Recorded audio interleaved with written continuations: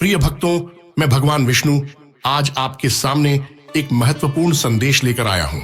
यह संसार कर्म और संघर्ष से भरा है। हर व्यक्ति जीवन में सुख, शांति और समृद्धि की कामना करता है, लेकिन कई बार बाधाएं आपके मार्ग को अवरुद्ध कर देती हैं। जीवन में हर प्रकार की सफलता, धन और सुख पाने के लिए एक दिव्य मार्ग है, और वह है मेरा पवित्र मंत्र। यह मंत्र अत्यंत शक्तिशाली है। जो भी भक्त इस मंत्र का 108 बार श्रद्धा और विश्वास के साथ जाप करता है, उसे मेरे आशीर्वाद से हर प्रकार की बाधाओं से मुक्ति मिलेगी और वह हर उस चीज को प्राप्त करेगा जिसकी वह कामना करता है, चाहे वह धन हो, सफलता हो या मानसिक शांति। यह मंत्र न केवल आपको बाहरी सुख देता है, बल्कि आपके आंतरिक मन को भी शुद्ध करता है। अब मैं आपको विष्णु पुराण की एक कथा सुनाता हूं। एक समय की बात है जब धरती पर राक्षसों का अत्याचार बढ़ गया था और मनुष्य, देवता सभी परेशान हो गए थे। तब देवताओं ने मेरी शरण ली और मेरा आह्वान किया। मैंने उनकी प्रार्थना सुनी और नारायण रूप में प्रकट हुआ। मैंने उनके साथ मंत्रों का जाप किया और फिर अपनी दिव्य शक्ति से राक्षसों का नाश किया। यह शक्ति उन्हें मेरे मंत्र से मिली थी, जिसने हर बाधा को समाप्त कर दिया। प्रिय भक्तों, यह मंत्र कोई साधारण मंत्र नहीं है। यह ब्रह्मांड की दिव्य शक्तियों से जुड़ा हुआ है। जब आप इस मंत्र का 108 बार जाप करते हैं, तो मैं स्वयं आपके जीवन में प्रवेश करता हूं और आपकी हर कठिनाई को दूर करता हूं। चाहे वह धन की कमी हो, चाहे वह शारीरिक समस्या हो या मानसिक अशांति, मेरे इस पवित्र मंत्र का जाप करने से हर समस्या का समाधान होता है। और याद रखो, जहां मेरा नाम लिया जाता है, वहां मेरी अर्धांगिनी देवी लक्ष्मी भी प्रसन्न होती हैं। मां लक्ष्मी, जो धन और समृद्धि की देवी हैं, वे भी मेरे भक्तों पर अपनी कृपा बरसाती हैं। जब आप श्रद्धा से मेरा मंत्र जपते हैं, तो मां लक्ष्मी स्वयं आपके जीवन में धन और वैभव की वर्षा करती हैं। तो हे मेरे प्रिय भक्तों, अगर आप जीवन में सच्ची समृद्धि, शांति और सफलता पाना चाहते हैं, तो इस मंत्र का 108 बार जाप या श्रवण करें।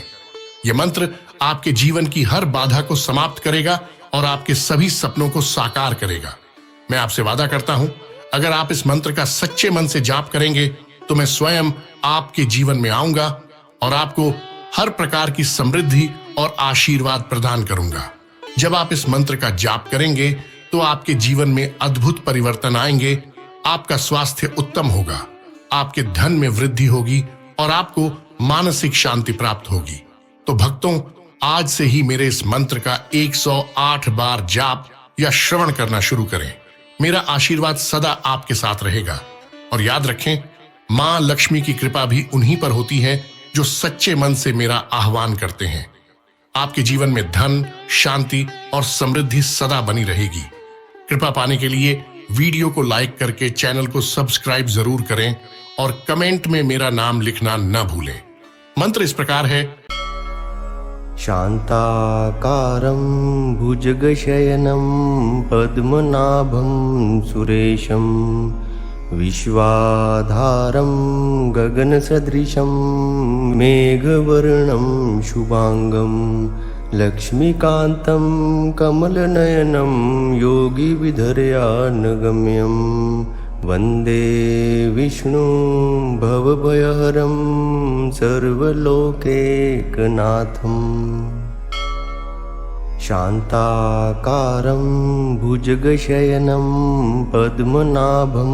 सुरेशं विश्वाधारं गगनसदृशं मेघवर्णं शुभांगं लक्ष्मीकान्तं कमलनयनं योगिविधर्यानगम्यं वन्दे विष्णु भवभयहरं सर्वलोकैकनाथम्। शान्ताकारं भुजगशयनं पद्मनाभं सुरेशं विश्वाधारं गगनसदृशं मेघवर्णं शुभांगं लक्ष्मीकान्तं कमलनयनं योगिविधर्यानगम्यं वन्दे विष्णुं भवभयहरं सर्वलोकैकनाथम् शान्ताकारं भुजगशयनं पद्मनाभं सुरेशं विश्वाधारं गगनसदृशं मेघवर्णं शुभांगं लक्ष्मीकान्तं कमलनयनं योगिविधर्यानगम्यं वन्दे विष्णुं भवभयहरं सर्वलोकैकनाथम् शान्ताकारं भुजगशयनं पद्मनाभं सुरेशं विश्वाधारं गगनसदृशं मेघवर्णं शुभांगं लक्ष्मीकान्तं कमलनयनं योगिविधर्यानगम्यं वन्दे विष्णुं भवभयहरं सर्वलोकैकनाथम्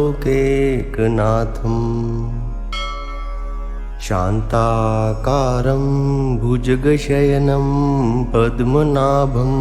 सुरेशं विश्वाधारं गगनसदृशं मेघवर्णं शुभांगं लक्ष्मीकान्तं कमलनयनं योगिविधर्यानगम्यं वन्दे विष्णुं भवभयहरं सर्वलोकैकनाथम् शान्ताकारं भुजगशयनं पद्मनाभं सुरेशं विश्वाधारं गगनसदृशं मेघवर्णं शुभांगं लक्ष्मीकान्तं कमलनयनं योगिविधर्यानगम्यं वन्दे विष्णुं भवभयहरं सर्वलोकैकनाथम् शान्ताकारं भुजगशयनं पद्मनाभं सुरेशं विश्वाधारं गगनसदृशं मेघवर्णं शुभांगं लक्ष्मीकान्तं कमलनयनं योगिविधर्यानगम्यं वन्दे विष्णुं भवभयहरं सर्वलोकैकनाथम् शान्ताकारं भुजगशयनं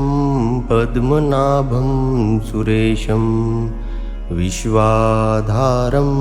गगनसदृशं मेघवर्णं शुभांगं लक्ष्मीकान्तं कमलनयनं योगिविधर्यानगम्यं वन्दे विष्णुं भवभयहरं सर्वलोकैकनाथम् शान्ताकारं भुजगशयनं पद्मनाभं सुरेशं विश्वाधारं गगनसदृशं मेघवर्णं शुभांगं लक्ष्मीकान्तं कमलनयनं योगिविधर्यानगम्यं वन्दे विष्णुं भवभयहरं सर्वलोकैकनाथम् शान्ताकारं भुजगशयनं पद्मनाभं सुरेशं विश्वाधारं गगनसदृशं मेघवर्णं शुभांगं लक्ष्मीकान्तं कमलनयनं योगिविधर्यानगम्यं वन्दे विष्णुं भवभयहरं सर्वलोकैकनाथम् शान्ताकारं भुजगशयनं पद्मनाभं सुरेशं विश्वाधारं गगनसदृशं मेघवर्णं शुभांगं लक्ष्मीकान्तं कमलनयनं योगिविधर्यानगम्यं वन्दे विष्णुं भवभयहरं सर्वलोकैकनाथम् शान्ताकारं भुजगशयनं पद्मनाभं सुरेशं विश्वाधारं गगनसदृशं मेघवर्णं शुभांगं लक्ष्मीकान्तं कमलनयनं योगिविधर्यानगम्यं वन्दे विष्णुं भवभयहरं सर्वलोकैकनाथम् शान्ताकारं भुजगशयनं पद्मनाभं सुरेशं विश्वाधारं गगनसदृशं मेघवर्णं शुभांगं लक्ष्मीकान्तं कमलनयनं योगिविधर्यानगम्यं वन्दे विष्णुं भवभयहरं सर्वलोकैकनाथम् शान्ताकारं भुजगशयनं पद्मनाभं सुरेशं विश्वाधारं गगनसदृशं मेघवर्णं शुभांगं लक्ष्मीकान्तं कमलनयनं योगिविधर्यानगम्यं वन्दे विष्णुं भवभयहरं सर्वलोकैकनाथम् शान्ताकारं भुजगशयनं पद्मनाभं सुरेशं विश्वाधारं गगनसदृशं मेघवर्णं शुभांगं लक्ष्मीकान्तं कमलनयनं योगिविधर्यानगम्यं वन्दे विष्णुं भवभयहरं सर्वलोकैकनाथम् शान्ताकारं भुजगशयनं पद्मनाभं सुरेशं विश्वाधारं गगनसदृशं मेघवर्णं शुभांगं लक्ष्मीकान्तं कमलनयनं योगिविधर्यानगम्यं वन्दे विष्णुं भवभयहरं सर्वलोकैकनाथम् शान्ताकारं भुजगशयनं पद्मनाभं सुरेशं विश्वाधारं गगनसदृशं मेघवर्णं शुभांगं लक्ष्मीकान्तं कमलनयनं योगिविधर्यानगम्यं वन्दे विष्णुं भवभयहरं सर्वलोकैकनाथम् शान्ताकारं भुजगशयनं पद्मनाभं सुरेशं विश्वाधारं गगनसदृशं मेघवर्णं शुभांगं लक्ष्मीकान्तं कमलनयनं योगिविधर्यानगम्यं वन्दे विष्णुं भवभयहरं सर्वलोकैकनाथम् शान्ताकारं भुजगशयनं पद्मनाभं सुरेशं विश्वाधारं गगनसदृशं मेघवर्णं शुभांगं लक्ष्मीकान्तं कमलनयनं योगिविधर्यानगम्यं वन्दे विष्णुं भवभयहरं सर्वलोकैकनाथम् शान्ताकारं भुजगशयनं पद्मनाभं सुरेशं विश्वाधारं गगनसदृशं मेघवर्णं शुभांगं लक्ष्मीकान्तं कमलनयनं योगिविधर्यानगम्यं वन्दे विष्णुं भवभयहरं सर्वलोकैकनाथम् शान्ताकारं भुजगशयनं पद्मनाभं सुरेशं विश्वाधारं गगनसदृशं मेघवर्णं शुभांगं लक्ष्मीकान्तं कमलनयनं योगिविधर्यानगम्यं वन्दे विष्णुं भवभयहरं सर्वलोकैकनाथम्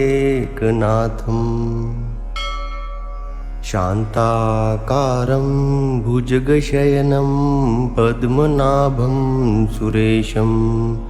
विश्वाधारं गगनसदृशं मेघवर्णं शुभांगं लक्ष्मीकान्तं कमलनयनं योगिविधर्यानगम्यं वन्दे विष्णुं भवभयहरं सर्वलोकैकनाथम् शान्ताकारं भुजगशयनं पद्मनाभं सुरेशं विश्वाधारं गगनसदृशं मेघवर्णं शुभांगं लक्ष्मीकान्तं कमलनयनं योगिविधर्यानगम्यं वन्दे विष्णुं भवभयहरं सर्वलोकैकनाथम् शान्ताकारं भुजगशयनं पद्मनाभं सुरेशं विश्वाधारं गगनसदृशं मेघवर्णं शुभांगं लक्ष्मीकान्तं कमलनयनं योगिविधर्यानगम्यं वन्दे विष्णुं भवभयहरं सर्वलोकैकनाथम् शान्ताकारं भुजगशयनं पद्मनाभं सुरेशं विश्वाधारं गगनसदृशं मेघवर्णं शुभांगं लक्ष्मीकान्तं कमलनयनं योगिविधर्यानगम्यं वन्दे विष्णुं भवभयहरं सर्वलोकैकनाथम् शान्ताकारं भुजगशयनं पद्मनाभं सुरेशं विश्वाधारं गगनसदृशं मेघवर्णं शुभांगं लक्ष्मीकान्तं कमलनयनं योगिविधर्यानगम्यं वन्दे विष्णुं भवभयहरं सर्वलोकैकनाथम् शान्ताकारं भुजगशयनं पद्मनाभं सुरेशं विश्वाधारं गगनसदृशं मेघवर्णं शुभांगं लक्ष्मीकान्तं कमलनयनं योगिविधर्यानगम्यं वन्दे विष्णुं भवभयहरं सर्वलोकैकनाथम् शान्ताकारं भुजगशयनं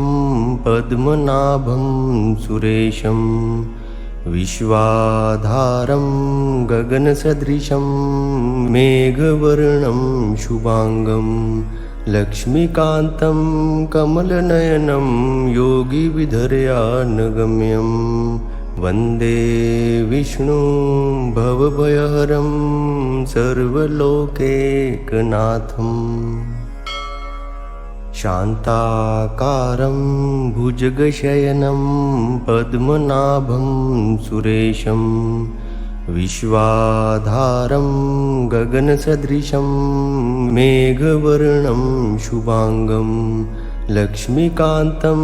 कमलनयनं योगिविधर्यानगम्यं वन्दे विष्णुं भवभयहरं सर्वलोकैकनाथम् शान्ताकारं भुजगशयनं पद्मनाभं सुरेशं विश्वाधारं गगनसदृशं मेघवर्णं शुभांगं लक्ष्मीकान्तं कमलनयनं योगिविधर्यानगम्यं वन्दे विष्णुं भवभयहरं सर्वलोकैकनाथम् शान्ताकारं भुजगशयनं पद्मनाभं सुरेशं विश्वाधारं गगनसदृशं मेघवर्णं शुभांगं लक्ष्मीकान्तं कमलनयनं योगिविधर्यानगम्यं वन्दे विष्णुं भवभयहरं सर्वलोकैकनाथम् शान्ताकारं भुजगशयनं पद्मनाभं सुरेशं विश्वाधारं गगनसदृशं मेघवर्णं शुभांगं लक्ष्मीकान्तं कमलनयनं योगिविधर्यानगम्यं वन्दे विष्णुं भवभयहरं सर्वलोकैकनाथम् शान्ताकारं भुजगशयनं पद्मनाभं सुरेशं विश्वाधारं गगनसदृशं मेघवर्णं शुभांगं लक्ष्मीकान्तं कमलनयनं योगिविधर्यानगम्यं वन्दे विष्णुं भवभयहरं सर्वलोकैकनाथम् शान्ताकारं भुजगशयनं पद्मनाभं सुरेशं विश्वाधारं गगनसदृशं मेघवर्णं शुभांगं लक्ष्मीकान्तं कमलनयनं योगिविधर्यानगम्यं वन्दे विष्णुं भवभयहरं सर्वलोकैकनाथम् शान्ताकारं भुजगशयनं पद्मनाभं सुरेशं विश्वाधारं गगनसदृशं मेघवर्णं शुभांगं लक्ष्मीकान्तं कमलनयनं योगिविधर्यानगम्यं वन्दे विष्णुं भवभयहरं सर्वलोकैकनाथम् शान्ताकारं भुजगशयनं पद्मनाभं सुरेशं विश्वाधारं गगनसदृशं मेघवर्णं शुभांगं लक्ष्मीकान्तं कमलनयनं योगिविधर्यानगम्यं वन्दे विष्णुं भवभयहरं सर्वलोकैकनाथम् शान्ताकारं भुजगशयनं पद्मनाभं सुरेशं विश्वाधारं गगनसदृशं मेघवर्णं शुभांगं लक्ष्मीकान्तं कमलनयनं योगिविधर्यानगम्यं वन्दे विष्णुं भवभयहरं सर्वलोकैकनाथम् शान्ताकारं भुजगशयनं पद्मनाभं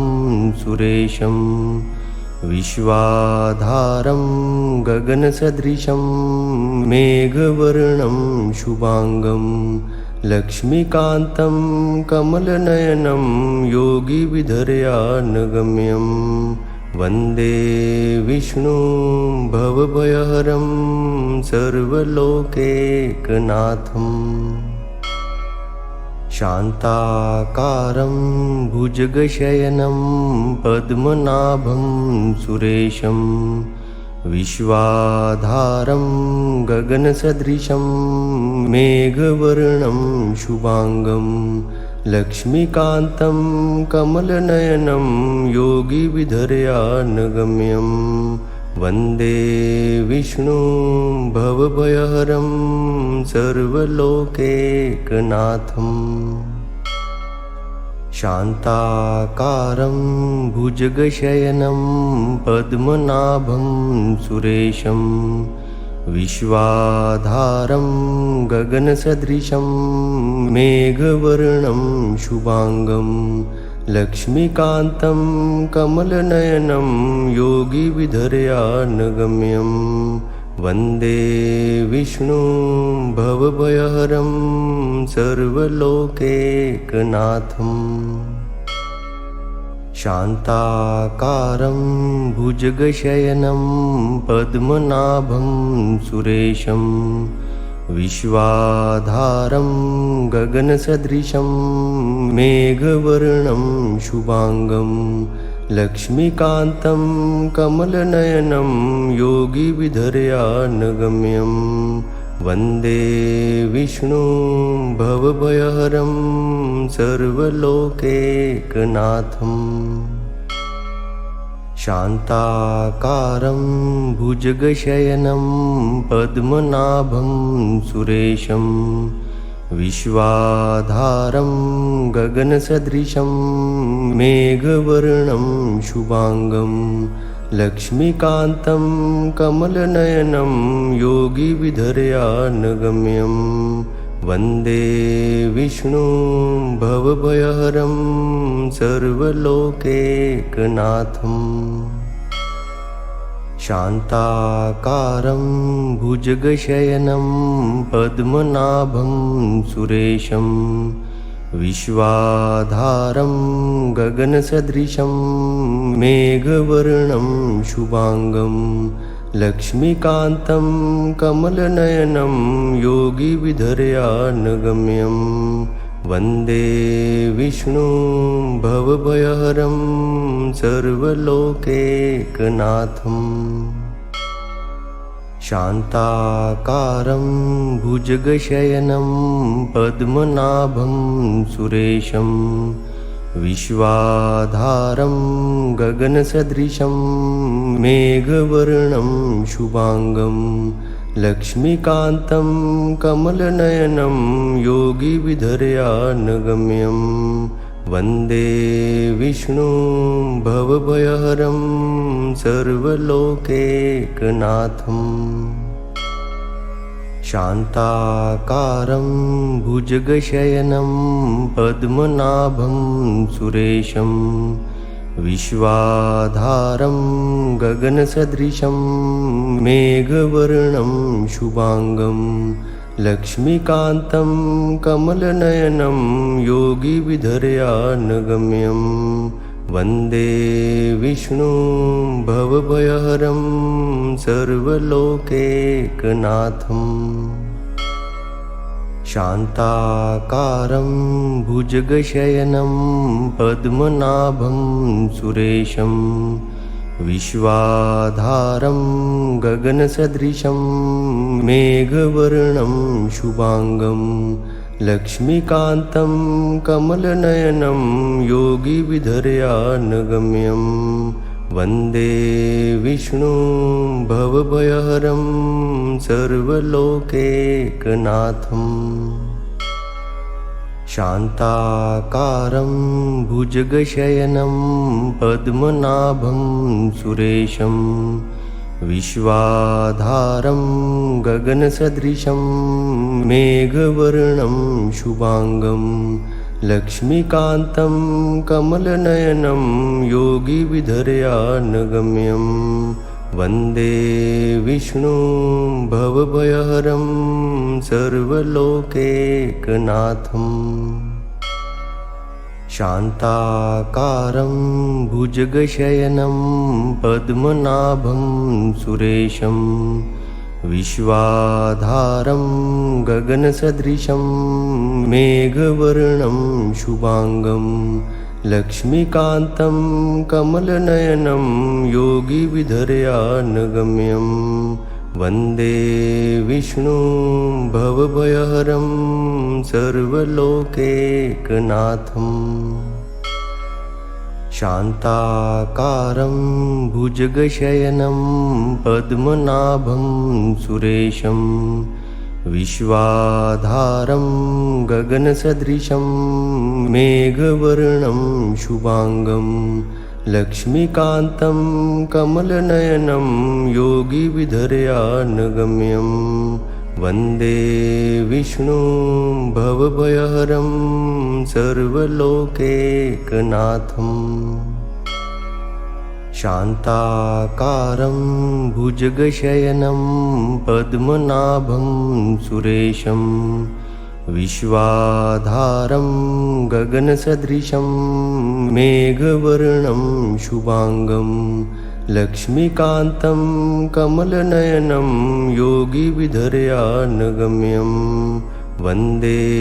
विष्णुं भवभयहरं सर्वलोकैकनाथम् शान्ताकारं भुजगशयनं पद्मनाभं सुरेशं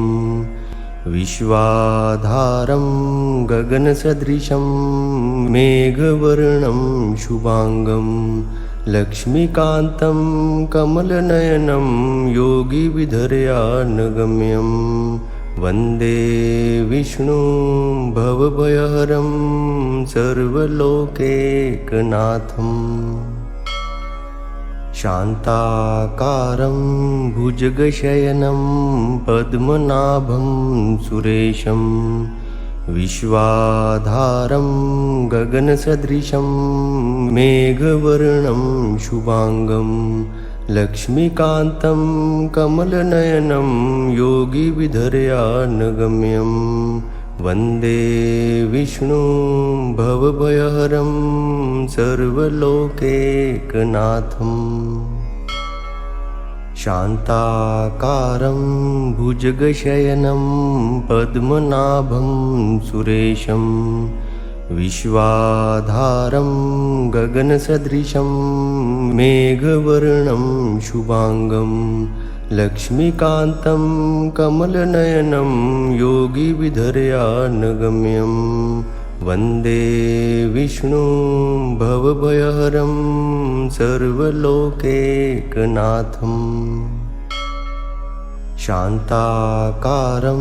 भुजगशयनं पद्मनाभं सुरेशं विश्वाधारं गगनसदृशं मेघवर्णं शुभांगं लक्ष्मीकान्तं कमलनयनं योगिविधर्यानगम्यं वन्दे विष्णुं भवभयहरं सर्वलोकैकनाथम् शान्ताकारं भुजगशयनं पद्मनाभं सुरेशं विश्वाधारं गगनसदृशं मेघवर्णं शुभांगं लक्ष्मीकान्तं कमलनयनं योगिविधर्यानगम्यं वन्दे विष्णुं भवभयहरं सर्वलोकैकनाथम्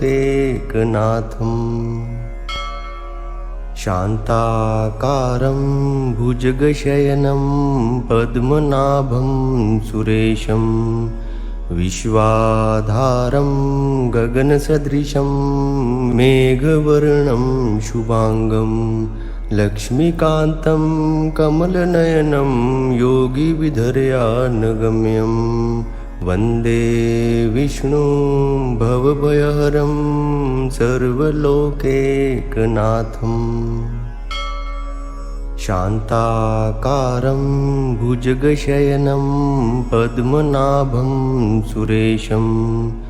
विश्वाधारं गगनसदृशं मेघवर्णं शुभांगं लक्ष्मीकान्तं कमलनयनं योगिविधर्यानगम्यं वन्दे विष्णुं भवभयहरं सर्वलोकैकनाथम् शान्ताकारं भुजगशयनं पद्मनाभं सुरेशं विश्वाधारं गगनसदृशं मेघवर्णं शुभांगं लक्ष्मीकान्तं कमलनयनं योगिविधर्यानगम्यं वन्दे विष्णुं भवभयहरं सर्वलोकैकनाथम् शान्ताकारं भुजगशयनं पद्मनाभं सुरेशं विश्वाधारं गगनसदृशं मेघवर्णं शुभांगं लक्ष्मीकान्तं कमलनयनं योगिविधर्यानगम्यं वन्दे विष्णुं भवभयहरं सर्वलोकैकनाथम् शान्ताकारं भुजगशयनं पद्मनाभं सुरेशं विश्वाधारं गगनसदृशं मेघवर्णं शुभांगं लक्ष्मीकान्तं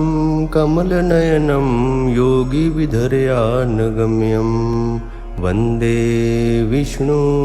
भवभयहरं सर्वलोकैकनाथम्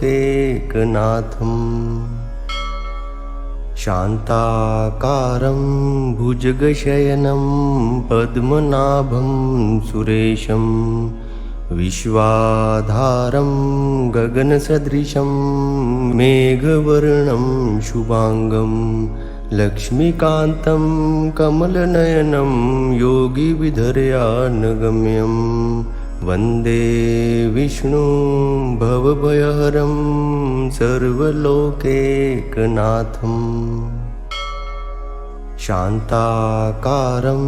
भुजगशयनं पद्मनाभं सुरेशं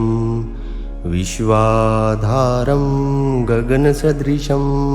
मेघवर्णं शुभांगं लक्ष्मीकान्तं कमलनयनं योगिविधर्यानगम्यं वन्दे विष्णुं भवभयहरं सर्वलोकैकनाथम् शान्ताकारं भुजगशयनं पद्मनाभं सुरेशं विश्वाधारं गगनसदृशं मेघवर्णं शुभांगं लक्ष्मीकान्तं कमलनयनं योगिविधर्यानगम्यं वन्दे विष्णुं भवभयहरं सर्वलोकैकनाथम् शान्ताकारं भुजगशयनं पद्मनाभं सुरेशं विश्वाधारं गगनसदृशं मेघवर्णं शुभांगं लक्ष्मीकान्तं कमलनयनं योगिविधर्यानगम्यं वन्दे विष्णुं भवभयहरं सर्वलोकैकनाथम् शान्ताकारं भुजगशयनं पद्मनाभं सुरेशं विश्वाधारं गगनसदृशं मेघवर्णं शुभांगं लक्ष्मीकान्तं कमलनयनं योगिविधर्यानगम्यं वन्दे विष्णुं भवभयहरं सर्वलोकैकनाथम् शान्ताकारं भुजगशयनं पद्मनाभं सुरेशं विश्वाधारं गगनसदृशं मेघवर्णं शुभांगं लक्ष्मीकान्तं कमलनयनं योगिविधर्यानगम्यं वन्दे विष्णुं भवभयहरं सर्वलोकैकनाथम् शान्ताकारं भुजगशयनं पद्मनाभं सुरेशं विश्वाधारं गगनसदृशं मेघवर्णं शुभांगं लक्ष्मीकान्तं कमलनयनं योगिविधर्यानगम्यं वन्दे विष्णुं भवभयहरं सर्वलोकैकनाथम् शान्ताकारं भुजगशयनं पद्मनाभं सुरेशं विश्वाधारं गगनसदृशं मेघवर्णं शुभांगं लक्ष्मीकान्तं कमलनयनं योगिविधर्यानगम्यं वन्दे विष्णुं भवभयहरं सर्वलोकैकनाथम् शान्ताकारं भुजगशयनं पद्मनाभं सुरेशं विश्वाधारं गगनसदृशं मेघवर्णं शुभांगं लक्ष्मीकान्तं कमलनयनं योगिविधर्यानगम्यं वन्दे विष्णुं भवभयहरं सर्वलोकैकनाथम् शान्ताकारं भुजगशयनं पद्मनाभं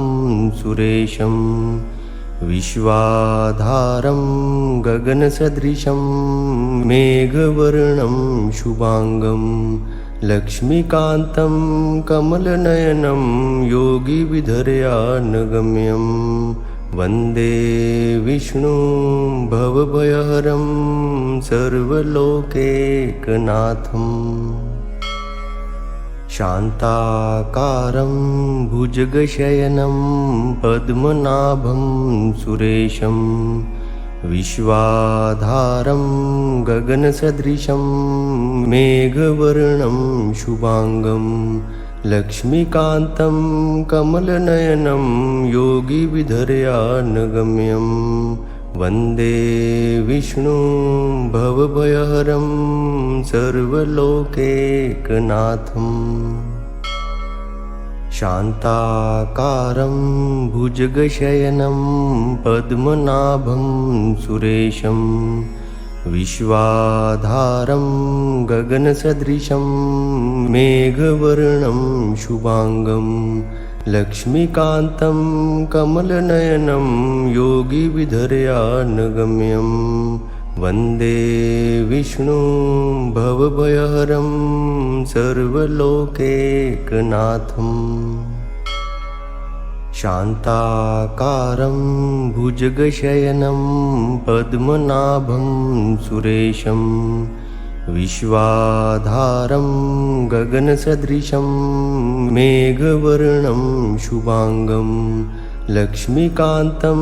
कमलनयनं योगिविधर्यानगम्यं वन्दे विष्णुं भवभयहरं सर्वलोकैकनाथम् शान्ताकारं भुजगशयनं पद्मनाभं सुरेशं विश्वाधारं गगनसदृशं मेघवर्णं शुभांगं लक्ष्मीकान्तं कमलनयनं योगिविधर्यानगम्यं वन्दे विष्णुं भवभयहरं सर्वलोकैकनाथम् शान्ताकारं भुजगशयनं पद्मनाभं सुरेशं विश्वाधारं गगनसदृशं मेघवर्णं शुभांगं लक्ष्मीकान्तं कमलनयनं योगिविधर्यानगम्यं वन्दे विष्णुं भवभयहरं सर्वलोकैकनाथम् शान्ताकारं भुजगशयनं पद्मनाभं सुरेशं विश्वाधारं गगनसदृशं मेघवर्णं शुभांगं लक्ष्मीकान्तं कमलनयनं योगिविधर्यानगम्यं वन्दे विष्णुं भवभयहरं सर्वलोकैकनाथम्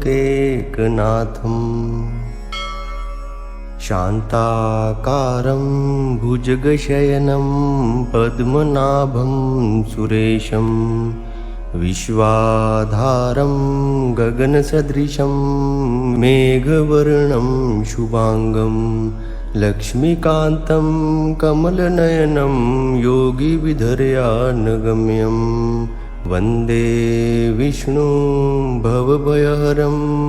सर्वलोकैकनाथम् शान्ताकारं भुजगशयनं पद्मनाभं सुरेशं विश्वाधारं गगनसदृशं मेघवर्णं शुभांगं लक्ष्मीकान्तं कमलनयनं योगिविधर्यानगम्यं वन्दे विष्णुं भवभयहरं सर्वलोकैकनाथम् शान्ताकारं भुजगशयनं पद्मनाभं सुरेशं विश्वाधारं गगनसदृशं मेघवर्णं शुभांगं लक्ष्मीकान्तं कमलनयनं योगिविधर्यानगम्यं वन्दे विष्णुं भवभयहरं सर्वलोकैकनाथम् शान्ताकारं भुजगशयनं पद्मनाभं सुरेशं विश्वाधारं गगनसदृशं मेघवर्णं शुभांगं लक्ष्मीकान्तं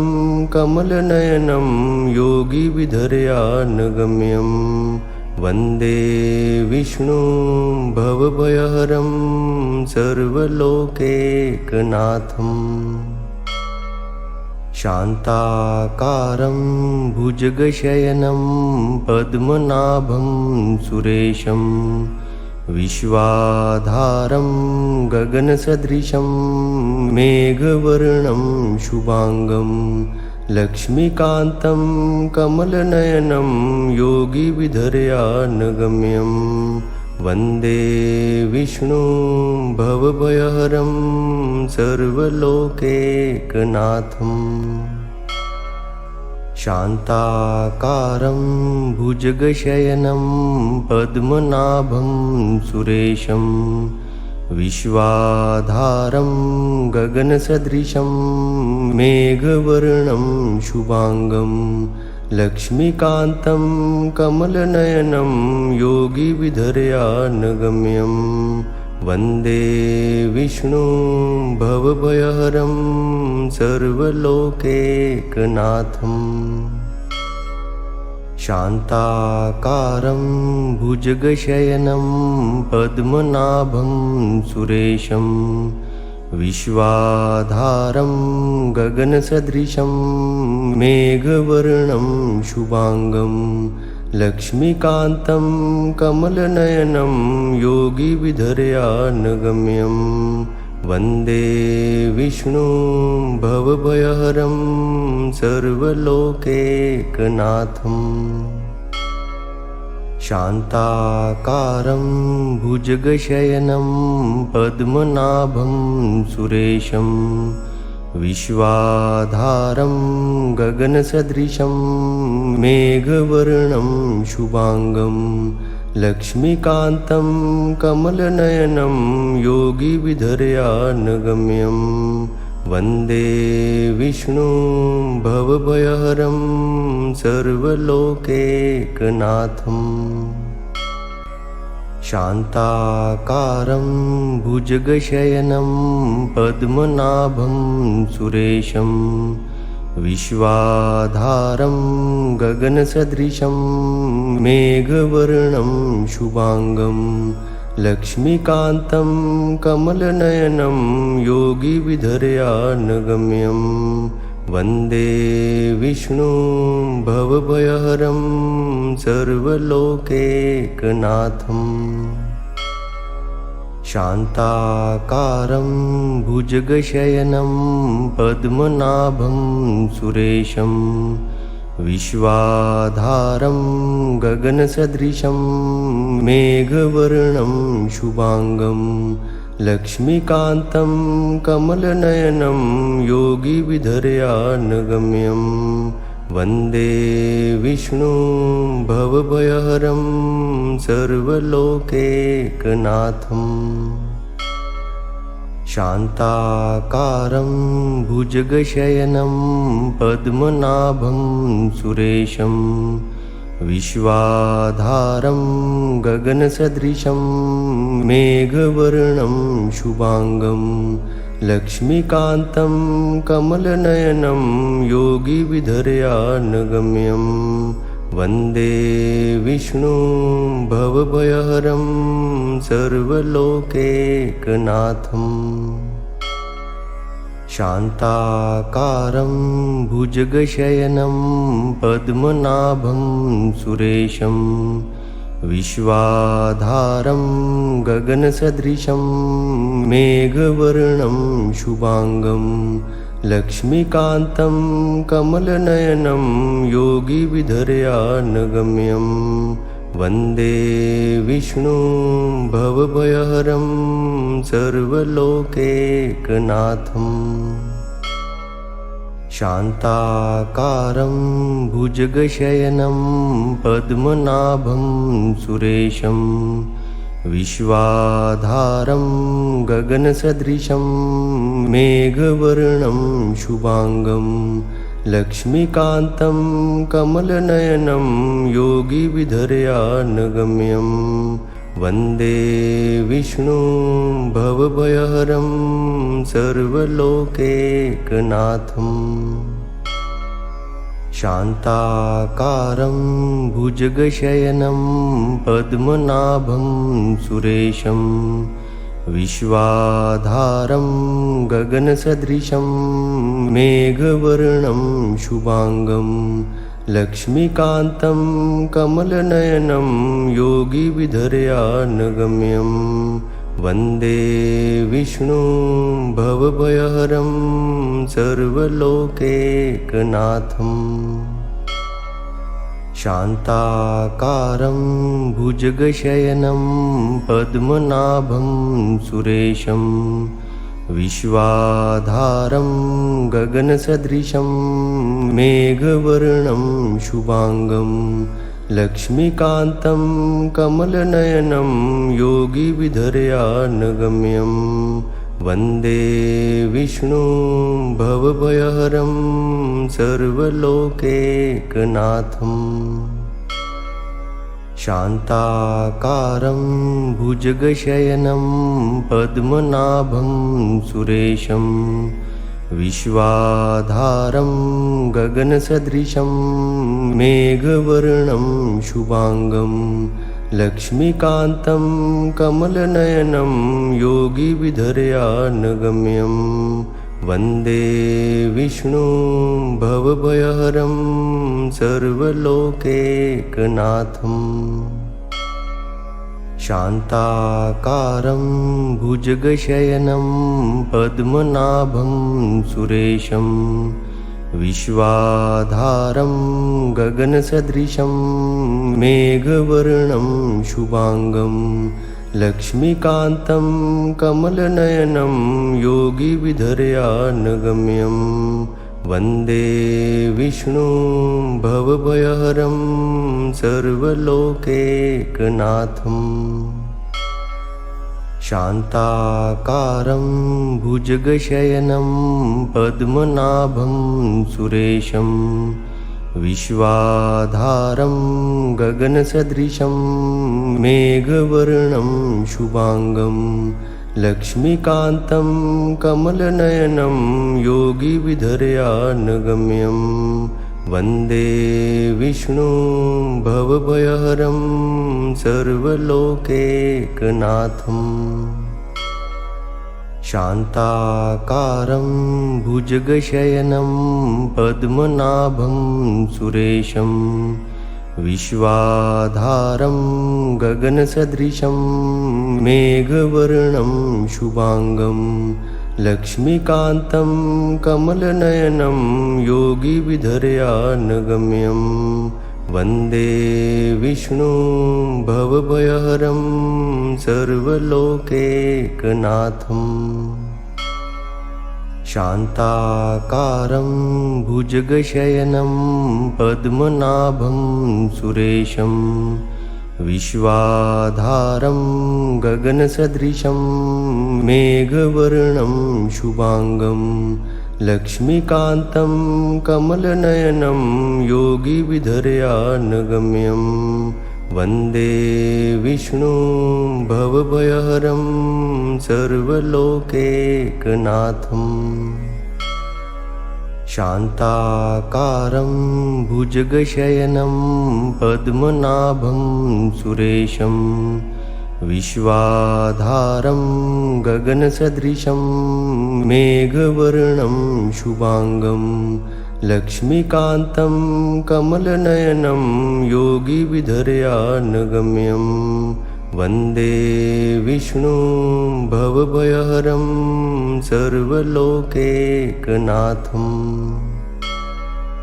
शान्ताकारं भुजगशयनं पद्मनाभं सुरेशं विश्वाधारं गगनसदृशं मेघवर्णं शुभांगं लक्ष्मीकान्तं कमलनयनं योगिविधर्यानगम्यं वन्दे विष्णुं भवभयहरं सर्वलोकैकनाथम् शान्ताकारं भुजगशयनं पद्मनाभं सुरेशं विश्वाधारं गगनसदृशं मेघवर्णं शुभांगं लक्ष्मीकान्तं कमलनयनं योगिविधर्यानगम्यं वन्दे विष्णुं भवभयहरं सर्वलोकैकनाथम् शान्ताकारं भुजगशयनं पद्मनाभं सुरेशं विश्वाधारं गगनसदृशं मेघवर्णं शुभांगं लक्ष्मीकान्तं कमलनयनं योगिविधर्यानगम्यं वन्दे विष्णुं भवभयहरं सर्वलोकैकनाथम्